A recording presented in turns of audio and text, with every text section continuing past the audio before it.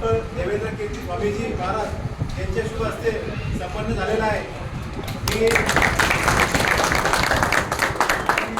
महोदय यांना विनंती करतो की त्यांनी महाराजांचं शास्त्रपाळ आणि पुष्पहार देऊन स्वागत करावं.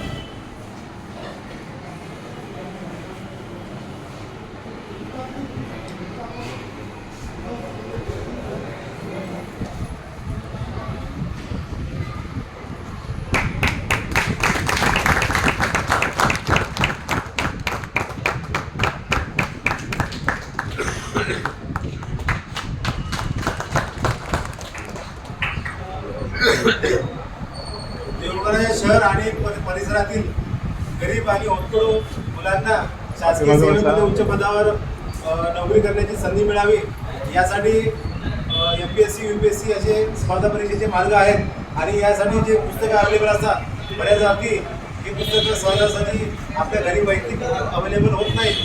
त्यासाठी नगर परिषदेने हा उपक्रम सुरू केलेला आहे आणि आज 26 जानेवारी हा अतिशय चांगला दिवस उद्घाटनासाठी आपण निवडलेला आहे. मी माननीय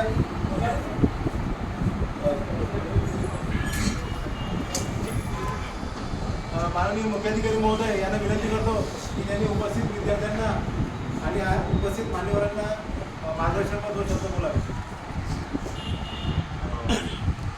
आज 26 जानेवारी सालाबादाप्रमाणे आपला हा प्रजासत्ताक दिन म्हणजे मुळात भारताला स्वातंत्र्य हे 15 ऑगस्ट 1947ला भेटलं. परंतु लोकशाही हे जे लोकांचं राज्य असावं यासाठी जे प्रयत्न केले गेले स्वातंत्र्याचे आणि ते लोकांचं राज्य ते मुळात आलं ते 26 जानेवारी 1950ला. म्हणजे आज हा आपला 76वा प्रजासत्ताक दिन आहे. प्रजासत्ताक म्हणजे जी काही सत्ता आहे देशाची ती प्रजेची, म्हणजे प्रजेने ठरवलेलं शासन या देशावर शासन करत असतं. आधी आपल्या भारतात राजशाही हा प्रकार होता. एक राजा असायचा, तो प्रजा तो जसं नियम बनवेल त्याप्रमाणे देश चालवतो. तर प्रजासत्ताक आपल्याला माहिती आहे की भारताला जे काही प्रजासत्ताक लाभलेले ते लोकशाही प्रजासत्ताक आहे. आणि हे जे लोकशाही प्रजासत्ताक मिळवून देण्यासाठी अनेक आपले स्वातंत्र्य संग्रामी जे होते त्यांनी प्रयत्न केले आणि मुळात याला मूर्त स्वरूप जे दिलं प्रजेच्या सत्तेला संविधानामध्ये ते आपल्या आदरणीय भारतरत्न डॉक्टर बाबासाहेब आंबेडकर यांनी दिले.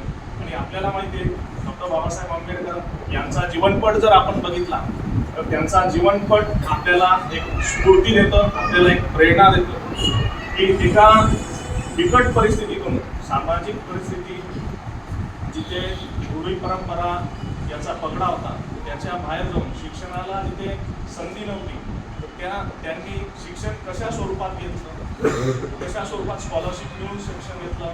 एक रस्त्याच्या लाईटच्या उजेडाखाली त्यांनी अभ्यास केला आणि जगातले कॅम्ब्रिज युनिव्हर्सिटीने त्यांना सन्मानित असं केले की जगातले जे 100 तज्ज्ञ आहेत किंवा मागच्या 100 वर्षात जे श्रेष्ठ तज्ज्ञ झाले त्यापैकी डॉक्टर बाबासाहेब आंबेडकर यांचं कॅम्ब्रिज युनिव्हर्सिटीने त्यांचा गौरव केला आहे. तर आपल्याला माहिती आहे म्हणून आपण हा जो उपक्रम इथे सुरू करतोय नगरपालिकेमार्फत. आपली नगरपालिका ही गव्हर्नमेंट नगरपालिका आहे. आपल्याकडे रिसोर्सेस कमी असतात, आपला कमी असतो. त्यातूनही आपला जो भाग असतो तो हा निमशहरी भाग असतो. येथे ग्रामीण भागातील जास्त करून एक जे मिडल क्लास बिझनेस असतात, छोटे बिझनेस असतात, छोटे मजूर असतात, शेतकरी असतात, असा वर्ग इथे जास्त असतो. आणि या वर्गातील जे विद्यार्थी असतील किंवा त्यांचे जे मुलं असतील त्यांना योग्य ती संधी मिळावी यासाठी हा आपला प्रयत्न आहे. परंतु कारण आपण आधी ऐकत होतो की MPSC करायची, UPSC करायची, स्पर्धा परीक्षा करायची, यासाठी मोठमोठ्या शहरांमध्ये जायचं. पुणे, औरंगाबाद, नागपूर, नाशिक अशा मोठ्या शहरांमध्ये जाऊन तिथे गेल्यानंतर आपल्याला माहिती आहे की महिन्याचा जो खर्च असतो आपल्याला राहण्याचा, खाण्याचा आणि पुस्तकांचा हा सर्व मिळून एक 7-8 हजार म्हणजे आधी 5-6 हजार असायचा, आता 10,000 पर्यंत तो खर्च जातो.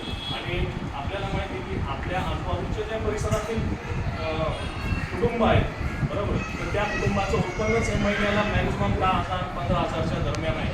तर अशा कुटुंबातील जे विद्यार्थी असतील, भरपूर विद्यार्थी असतील आणि जे इमानदारी अभ्यास करणारे विद्यार्थी असतील त्यांना एक चांगला प्लॅटफॉर्म मिळावा, त्यांना चांगले पुस्तक मिळावे, एक चांगलं छत मिळावं आणि चांगलं वातावरण मिळावं, यासाठी हा उपक्रम आहे. आणि हा आपण आजपासून सुरू करणार आहोत. आज आदरणीय जयमुनी स्वामी यांनी इथे आमच्या विनंतीस मान देऊन या